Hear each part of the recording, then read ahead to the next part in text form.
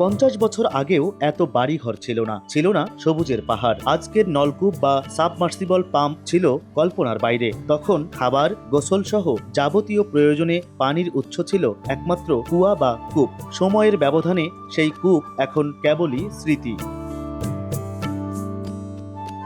শহরের চিত্রটাও ব্যতিক্রম ছিল না। আজকের শতবর্ষী পৌরসভার সেই মহকুমা বা মিউনিসিপ্যালিটির যুগে পানির উৎস বলতে কেবল কূপই ছিল ভরসা। স্থানীয়রা বলছেন 20 থেকে 25টি ইন্দারা বা কূপ ছিল গাইবান্ধা শহরে। পৌরসভার নথিতে মাত্র 5টি কূপ খুঁজে পেলেও বাস্তবে সবগুলোই দখল হয়েছে। পৌরবাসী বলছেন মধ্যপাড়া, খন্দকার মোড়, মাস্টারপাড়া, ব্রিজ রোড, সবুজপাড়ায় পৌরসভার মালিকানাধীন জায়গাসহ দখল হয়েছে সবগুলো কূপ। 25 থেকে 30টা বড় বড় ইন্দিরা থাকতো। ব্রিটিশরা এটা করছিল চৈতন্য দোকানের পাশে, যেটা এখন শোকয়েল হিসাবে বাড়িওয়ালা ব্যবহার করে, ওইখানে একটা ইন্দিরা আছে।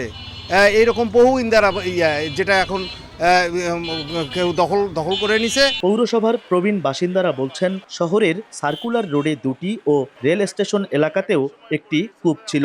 স্থানীয়রা বলছেন শহরের সার্কুলার রোডের এই জায়গাটিতে বছর 15 আগেও একটি ইন্দারা ছিল, যেই ইন্দারার পানি খাবার এবং গোসলের জন্য ব্যবহার করত স্থানীয় লোকজন।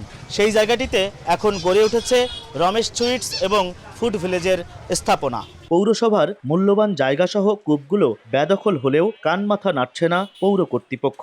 এ ব্যাপারে প্রয়োজনীয় পদক্ষেপ চান পৌরবাসী। আমরা আসলে একটা গুড অ্যাকুইফার হারাইছি, যেখান থেকে আমরা আমাদের সাস্টেনেবিলিটির যদি কথা বলেন, উইদাউট ইলেকট্রিসিটি, উইদাউট সামথিং, এটা একটা খুব ভালো সোর্স ছিল। পৌর এলাকায় কর্তৃপক্ষ কাগজে কলমে 5টি কূপ খুঁজে পেলেও পৌরসভার কি পরিমাণ জায়গার ওপর এসব কূপ খনন করা হয়েছিল তার কোনো তথ্য দিতে পারেনি পৌরসভা। এই কূপগুলো আমরা উদ্ধারের জন্য অলরেডি আমরা তথ্য সংগ্রহ করছি। এই কূপগুলো উদ্ধারের জন্য আমরা আগামী দিনে আমরা পদক্ষেপ নিচ্ছি এবং কাগজপাতি আমরা তুলে ফেলছি এবং আগামী দিনে আমরা এর ব্যবস্থা নেব। 1875 সালে গাইবান্ধা শহরের গোড়াপত্তন হয় আর 1923 সালে ঘাঘট নদীর তীরে গাইবান্ধা মিউনিসিপ্যালিটি নামে গড়ে ওঠে আজকের গাইবান্ধা পৌরসভা।